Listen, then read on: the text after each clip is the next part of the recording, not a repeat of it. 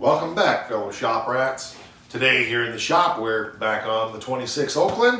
We've got a whole bunch of miscellaneous things we need to take care of and just lots of things that we need to do to move forward on getting this car back on the road after 75 years of being parked.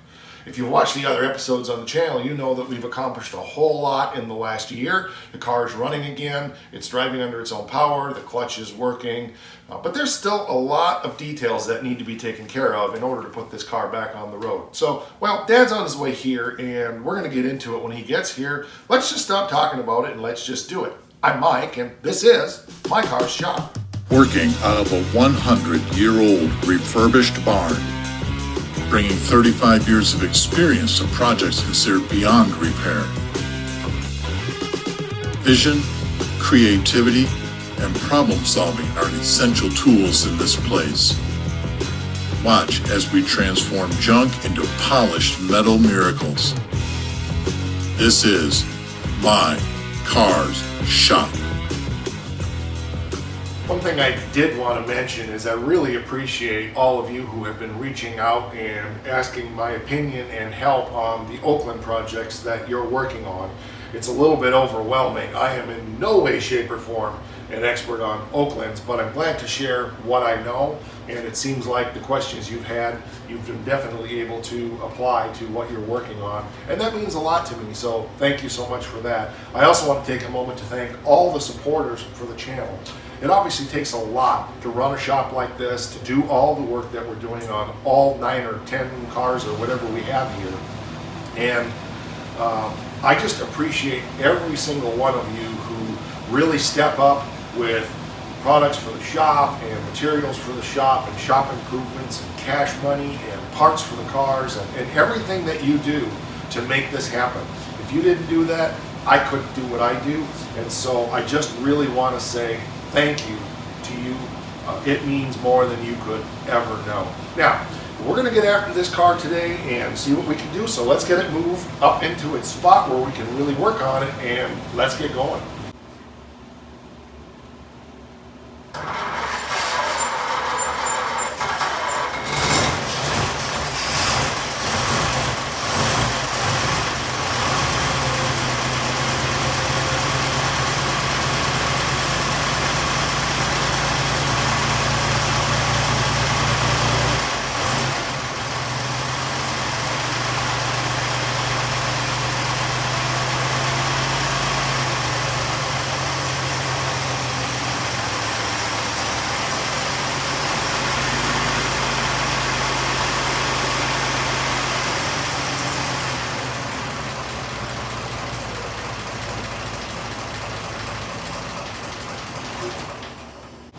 I thought a good place to start might be here on the tail light. Dad's still on his way here, and this will give me something to do till he gets here and we make our game plan for the day.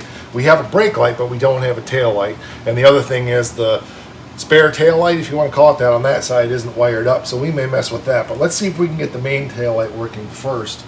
I haven't looked to see if this is the original tail light off of this car. I'm assuming it is, but I don't know. We are missing one part here.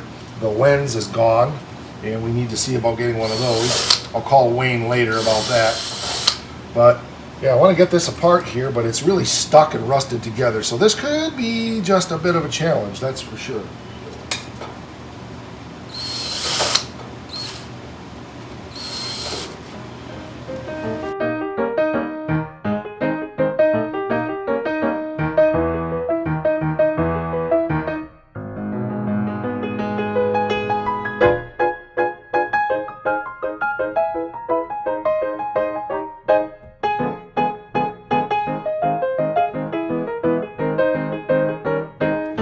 Well, it was quite an ordeal getting that apart, but I got it apart and it's now working. It's a mess in there. I'm not sure what to do with that. Maybe we need to see online if we can just find a new taillight. But the bulb was burned out. I had to break it to get it out of there, but it did come out. Things are just very rusty, and but it's working, so that's good. The brake light still works, I believe, so we're good there. We're missing the stoplight lens here. So I'm not sure what to do about that yet, but we'll see if we can find one. We're going to get this cleaned up a little bit and The screws are kind of screwed up. I don't know. We got some work to do here to get this cleaned up and make it work, but that's what we'll do right now.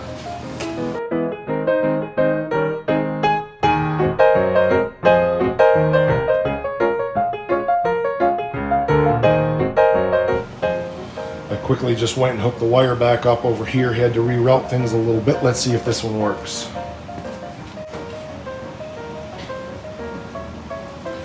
Yep, we're good. Looks like it's got a ground issue or something, so we'll have to pull that one apart. It's kind of got the flickers. But yeah, that's good progress. I don't think there's any short in the wire anywhere. This one over here is nice and steady, and this one I think has just got a little, yep, it just needs I think it needs to be taken apart, so we'll get that lens out of there and see what we got to do with that one.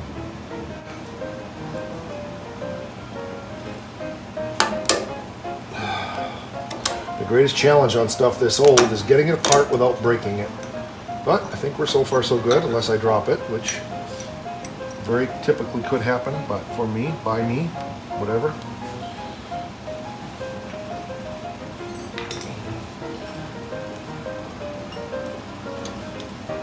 Lots of corrosion in there, so maybe we'll put a little dielectric in there. Let's see. It's a weird light. It's got a little, I don't know what it is. It's got a little thing around it. We'll wiggle it like that first and turn it back on and see where it's at.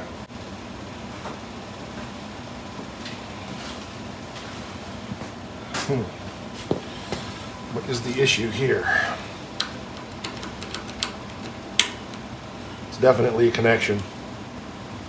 We'll have to clean that up a little bit. It should be about like that. It's awful, yeah, like that. So it's just a contact issue. We'll clean the contacts and put some dielectric in there if I can find my dielectric grease and see if that makes a difference. I put a new bulb in there and that solved the problem. So the issue is the bulb itself. It's arced for so long that the bottom of this contact is gone. I'm going to try this bulb. This is the one that was, I only have one 6-volt bulb left from the 47 Ford. When I bought some of the new marker lights and so forth for that car, there were, I didn't use any of it because I converted the car to 12 volts. So let's try this bulb over on this side and see if it works over there, and then we'll be good, and we'll just pick up another 6-volt bulb. But I think we can put this one back together again.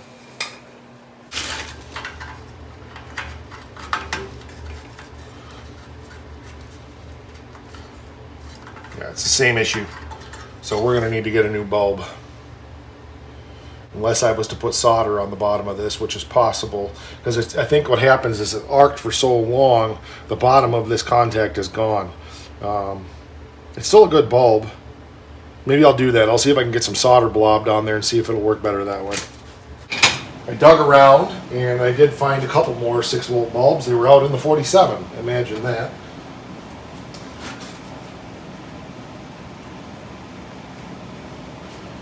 Now we've got a pair of nice bright bulbs, so we'll get all the glass cleaned up and we'll make a decision on what we're going to do about this glass. I got some ideas. We can't leave it white. It needs to be black or something. And then the other thing that I noticed, and I was just talking to Dad about, he's here but not available at the moment, is, oh, that's red also. Okay, so we're okay on that. I think once we get that cleaned up. So the tail light on this side, I thought this was a reverse light, but it's red and it's just really, really faded. So we'll make a decision on what we're going to do about that as well. Maybe we'll make something out of red plastic to go in both of these. I should get online and look and make sure. Maybe this is orange, I don't know, but it's so weathered it's hard to really tell. Dad's cleaning up the glass from the tail lights. He got the one done and now he's working on the one from the other side. So this one looks real good. We'll go get that one put together while he's continuing to spit polish with super clean. Don't breathe that stuff, it'll make you cough. Yes. And you'll notice I'm doing this over the garbage can in case I drop it. Good point. Plastic bag in there. In case you drop it, it saves time sweeping. Yeah, right. There's the cushion right there. Yep. These are glass. We've got the new bulb in there. We'll go ahead and put the cleaned up lens back in it. Try not to drop it on the floor.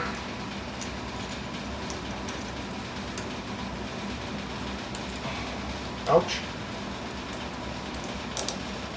There we go. Very good. I think it's in there. Yep, not quite yet. Hopefully that's got it. I think it's got it. Let's see what that looks like.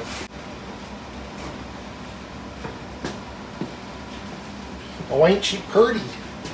Nice and red.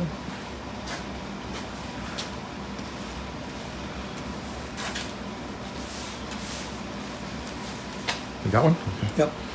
We're going to make a decision on that housing, so we'll take a look at that. This is when the hot rodder in me kicks in. We were missing this one piece of glass, and we may look for the original glass, and then this other piece here is supposed to be red, I think, and it's not. But I think we can take this piece of plastic here off of a Dodge minivan and make ourselves a couple of lenses to go in there that will work for now, and then take another piece over here like that to replace that one. So I think we'll be in good shape there. It'll take a little bit of finesse to get that out of there and attached, but we'll give it a shot.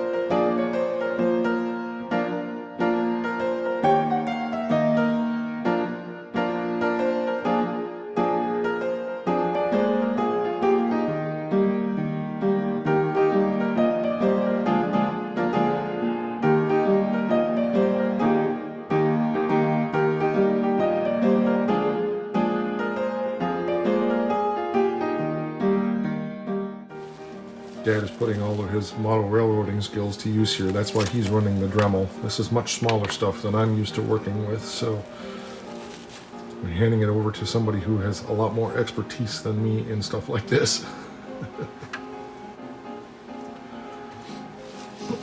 That looks pretty close here, I think, on Yeah. the corners. I'm assuming that this would center us. So. Yeah, it's close enough. I mean, Okay. we're...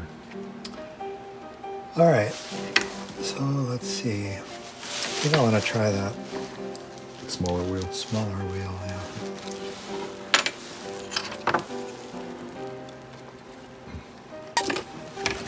Let's try the straight edge first.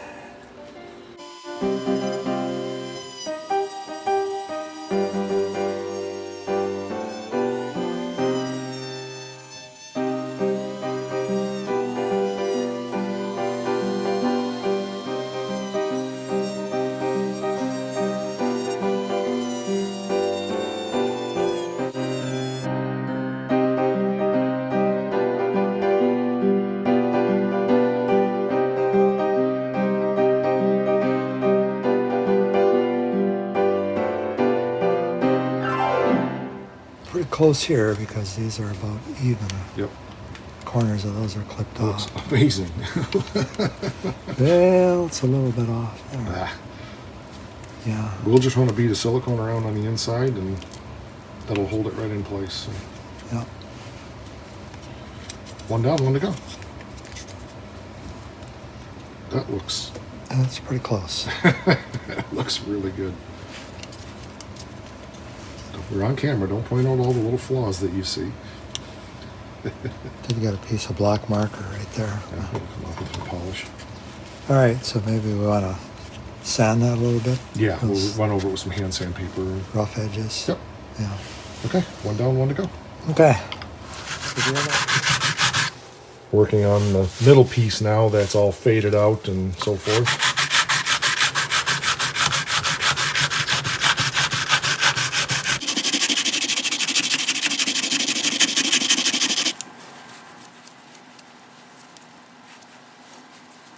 Is that sandpaper aggressive enough? Probably could use something a little more. Okay. We don't have a lot to spare here, No. so it's got to be pretty close to that edge. Yeah. Yeah. In fact, I'm wondering if I should try. Just retrace it and cut the other one a little narrower. No, if I cut it just cut again this way so that it Okay. angles it in. Okay. I guess I wondered if you cut this one a little bit, just redrew that line. Yeah, I can do that too. It's up to you. I don't know if there's enough overlap though. Okay. Let me see if I can take a little bit off this way.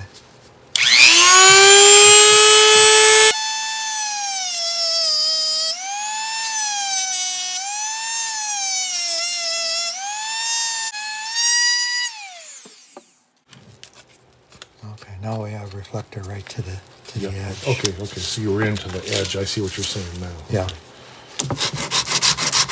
Because of Yeah. the angle here, Yeah. that was the problem. Yep. I get it now. I'm a very fast thinker if you give me enough time. That looks good. Okay, that's right to the edge. Yeah. So. Okay, good. Okay, now.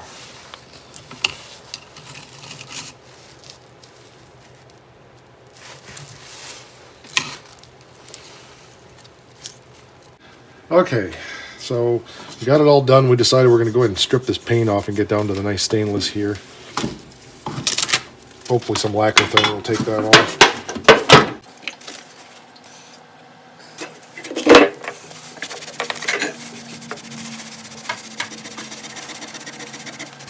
Not really.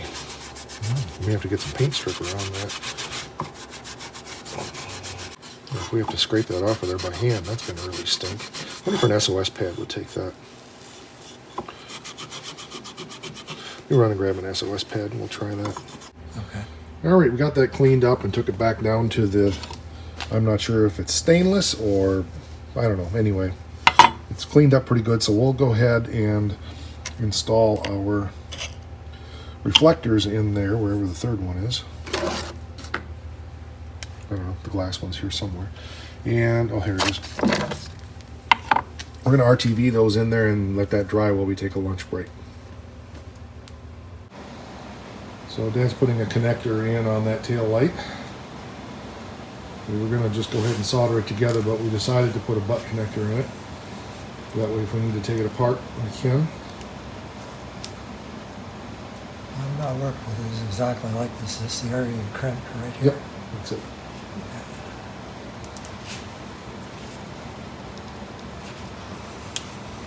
Very good. Yep, that'll work. And we'll just heat that up and shrink that down.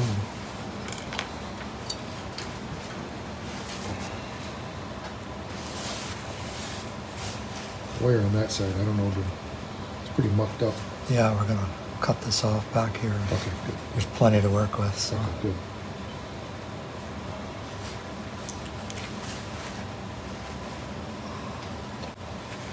Cloth wiring insulation is interesting to work with.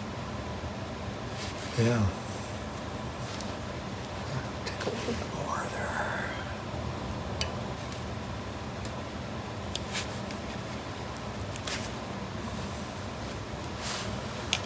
Since this wire is a little small, Yeah.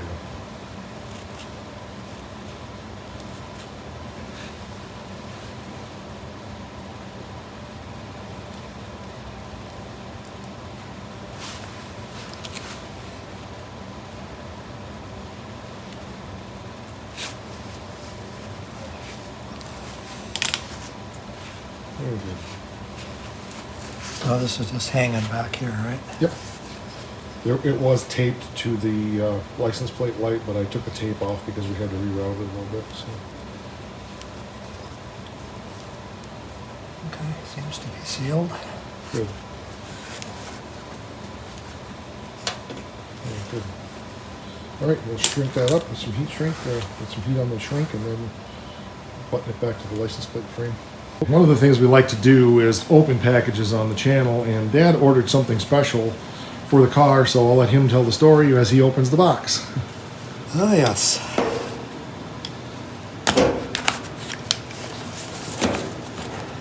This is an essential piece. Yep.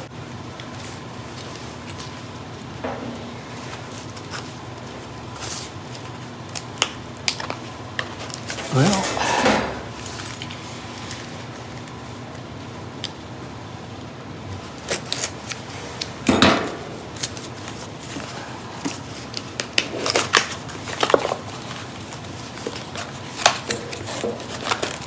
which is absolutely essential to this car.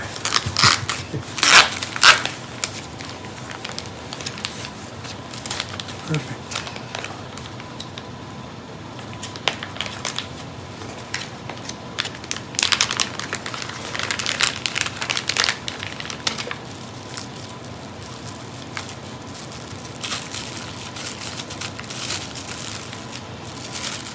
One of the great memories I have of this vehicle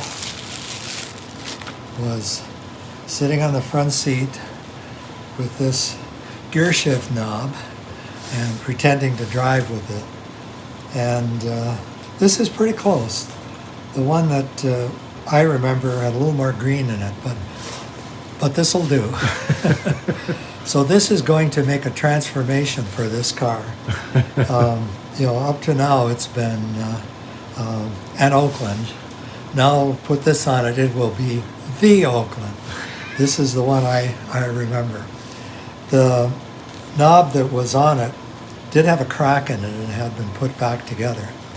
And it disappeared over time. We don't know where it went. My suspicion is that my dad, since it was kind of a special thing, took it off and put it somewhere for safekeeping. And it's still safe wherever it is, safe from all of us. But anyway. Might be in his suit pocket in his casket. That's possible. Yeah. So let's go and see if it fits.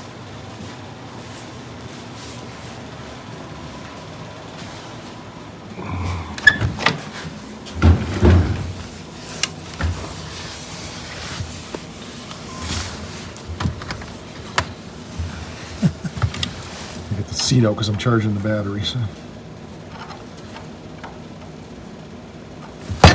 Oops, got a crack in it. Yeah, we're going to make it really authentic, duplicate the crack. Is it going? Good. Yeah, perfect. Whew. I told you the right size thread. Yeah, you did. Okay, now that looks like what it's supposed to look like. See, clutches, I haven't driven a stick for so long. Boy, the transmission is stiff. Yeah. Stiffer than I remembered as a kid because I used to do this with it. Perfect. And where's neutral here? Yeah, somewhere in there. Somewhere in here. I think it's there. Yep. Very good. Thanks, Mike, for finding it. Yep, no problem. It's Googleable. Yes. If we could only Google where the original is. It's probably in a desk drawer somewhere. I would think so. That's perfect. Great.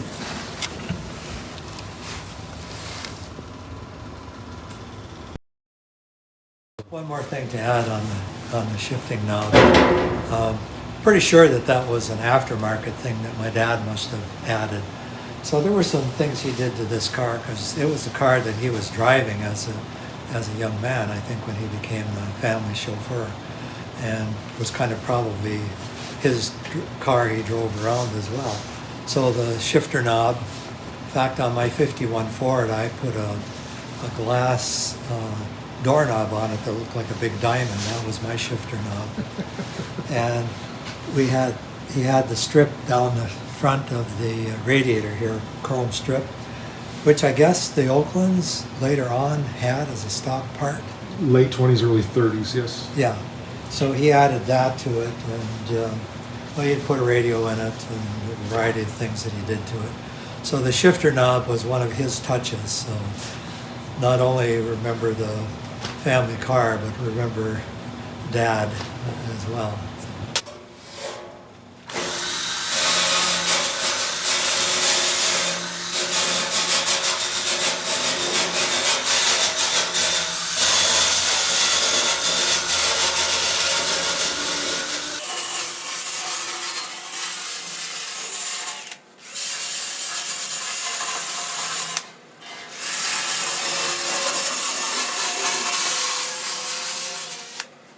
Still kind of bubbly there. Is that sufficient? Oh, yeah, that's fine. Yep, that's fine.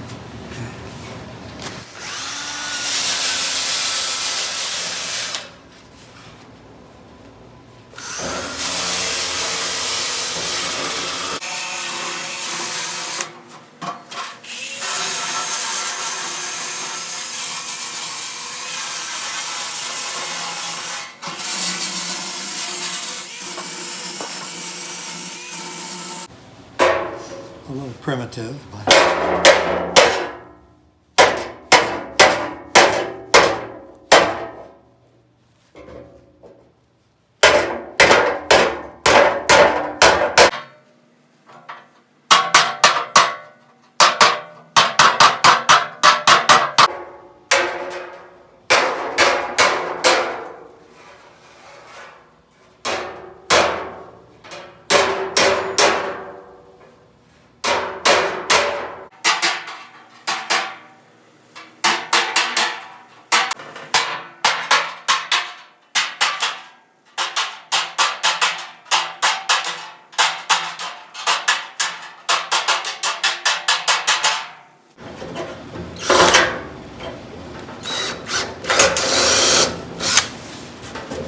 Going around opening the holes up so we can put that in the screws to make it easier to take it out rather than nailing it in.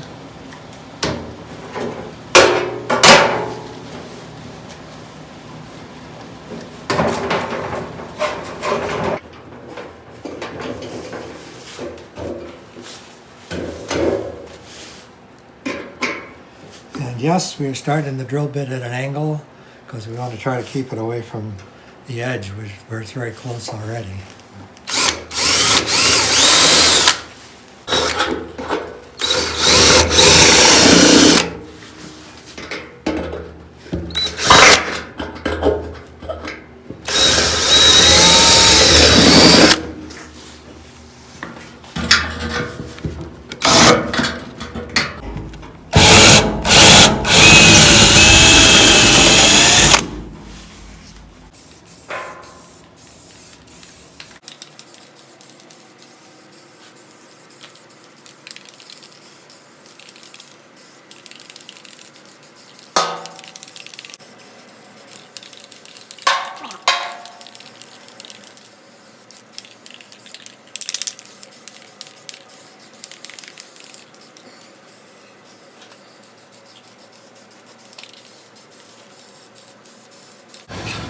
One of the little projects I was working on off camera while Dad was doing the pan was the horn.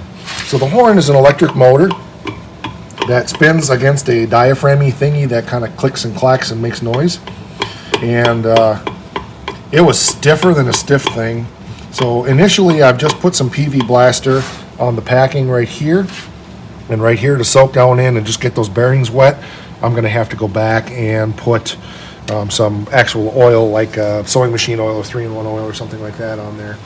And then right here in the back is a screw that is the adjustment for the horn tone. And if you put a screwdriver into that, it click, click, click. So I spent quite a bit of time, had it all the way out basically, and the motor just with freewheel so that I could get the lubrication moving in the bearings, and then started tightening it down until we got a good tone. So let me push the button and you can see how it works in here.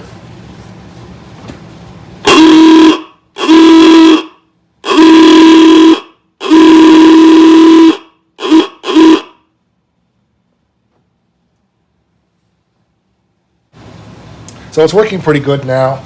Like I said, we'll have to go back in there again later and do more, but that's a good step forward on that. So we'll put the cover back on that, and probably in a month or so go back in. Careful. In a month or so we'll go back in and stop short-circuiting things. There we go. And put some real oil on it, but for now we'll let that just soak like that. I was going to say, it's very similar to the way a Model A horn works. If you hear the Auga horn, the Auga horn actually has a little bigger motor and armature assembly in it that gives you the Auga sound because of the momentum of that armature. This one's just smaller, but it's the same principle. Okay, that'll do it.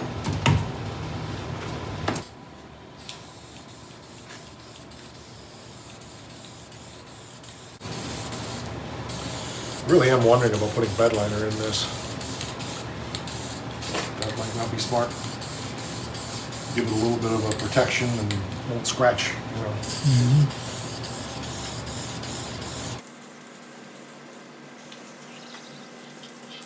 I've got some back there. We'll see how this dries out. I've not used this paint before. It's magic from Tractor Supply. I don't know, seems to work well. I'm not necessarily switching my shop over to use this product, but there's a paint shortage right now. Because of the pandemic, I guess everybody's buying paint to sniff.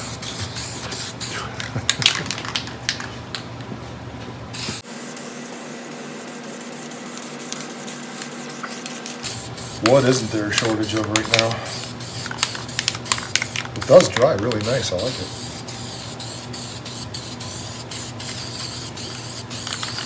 So we're gonna go ahead and put the reverse light back in.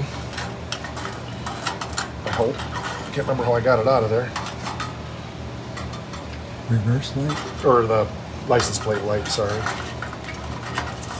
How did I get that out of there? You gotta have the glass out to put the bulb in. You gotta have the bulb out to put the glass in. It's almost engineered like a Ford.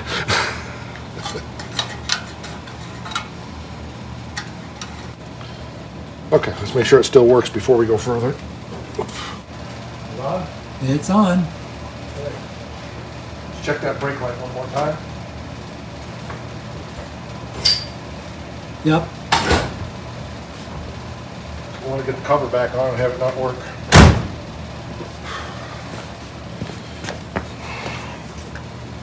And this is our engineered tail light. These two pieces were made out of that minivan. This is an original piece. This piece across the middle was faded and broken and a problem, and then this, of course, was just completely gone. There's a few pieces of it down there on the floor. So it's not factory original. I think it looks pretty impressive. Oh, there's the other screw right there.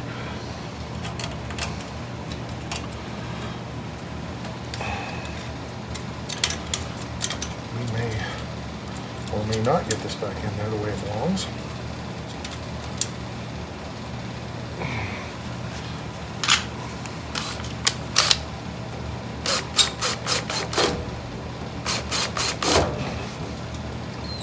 Oh, come on. I hate flathead screws.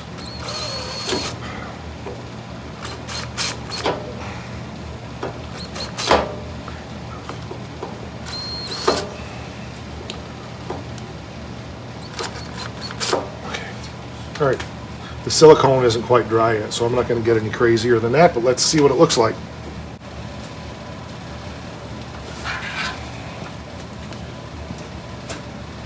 She's factory.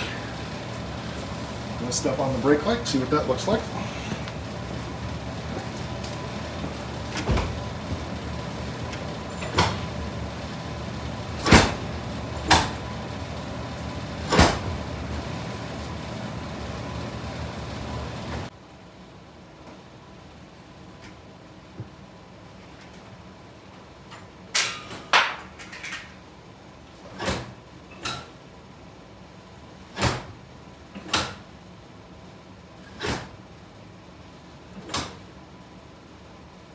Okay.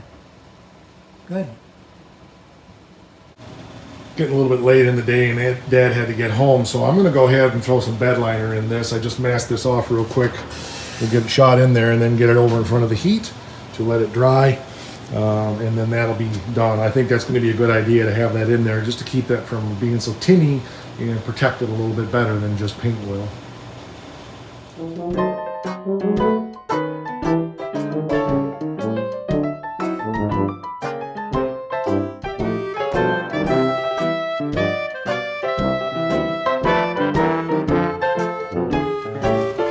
As always, little things that take a lot of time, but that all add up. One thing that I didn't share with you was on the tail light, what we did to take the bend out of that straight piece across the middle. So quickly, let's go show you what I did there, and then we'll be right back here. I had an experimental piece here that this originally had an arc in it. So a minivan tail light is not flat. It's got curves to it. And the first piece that Dad cut out, the curve didn't matter. It fit in there just fine, and the little bit of an arc that's in it just kind of fell right into place, just a little teeny bit, and you didn't notice it. But the center, the one across the center, this one here wouldn't handle the arc. And so we had to straighten that out a little bit. And I used an experimental piece to try to take that curve, which was, it was like this, and make it flat. So let me take you over there and show you, in case you ever want to do this, how to take a curve out of a taillight like this. First thing I tried to do was heat it with a torch on the surface, and you can see what happened. I put a little scorch mark. That probably, with some work, would polish out, but why mess with it? So the next thing I did was flip this over, because remember, this piece had an arc to it like this. I flipped it over, and I took my torch, and I worked it over it gently until that got very soft, and then just pressed it out flat and let it cool. It was almost too hot to touch, but it was very malleable and pliable when it was warm, and I was able to just straighten that out. So once I experimented and realized that if there's a little scorch on the back side of this, it's not going to really matter like it would on this side, I went ahead and did that, and it was very soft and pliable. So we did that gently on the other piece to take the curve out, and you can see how flat that is. That had probably a 1/4 inch arc in it. So if you look at a 96 Dodge Caravan, 97 Dodge Caravan, and look at the roundness of those lights, this edge here is bent, and we were able to straighten that out. So just something to be aware of, that you can do this yourself. Just take your time and be careful. Really wanted to demonstrate that taillight thing. I've never done that before. It was something we figured out today, but I thought it was worth sharing with you because you may have a project that you can't get a taillight for. You have the housing and the glass is broken. That's something you can do. Look for a taillight, look for one that'll work. We happen to see that the prism was in just the right place, that we could cut it out and have the prism right in the middle. You see how nice and bright that is now. Really happy with the way that turned out. I don't even know if we could find replacement glass for that, but that's easy enough if we want to later. But right now, the taillight works. It's ingenious, in my opinion, what we did with it, and I'm really happy. So, yes, I'm patting myself on the back, but it's one of the more clever things that I've come up with. I'm not saying I'm the only one that's ever done it, but it's the first time I ever did it, and I'd never seen it done before, so sharing that with you might be something you can apply. All right, I think I've gone about as far as I can go today. Dad's already left, as I said. We really had a good time today, got a lot accomplished. We're going to be able to put that pan back in the rear of the car next time when he comes out, and hopefully I'll have the spare tire, the rim ready to roll. I've also got the stuff to make another puller tool to try to pull the wheel off of the passenger side rear. We did soak that down with Croil. Chris brought a bottle of Croil. I don't know if you're familiar with that, but it's supposed to be the most miraculous penetrating oil on earth. So I had been soaking it with PV Blaster, and he soaked it down with Croil. Hopefully that's penetrating in there. We'll be able to put that tool on there and just put some tension on it, and hopefully over time it's going to come loose. So we'll see how that goes. I'll try to get that done here soon. Once we get those wheels off, then we can go ahead and recondition the wood on those and get those wheels and tires all finished up on this car completely. So remember, we're working on systems. Today we finished the lighting system on this car. We also finished the car alarm system, right? We got the horn working better. So it was fun to share that with you. Never been into one of these before. I've torn apart a bunch of Model A horns. Once I got the back cover off, it was very obvious it was basically the same technology, so easy peasy to get that working well. All right, we're on Instagram and Facebook /MyCarsShop, and I think that should do it. Once again, thank you so much to our channel sponsors and supporters. I appreciate all that you do for us, and in a very ragtime way,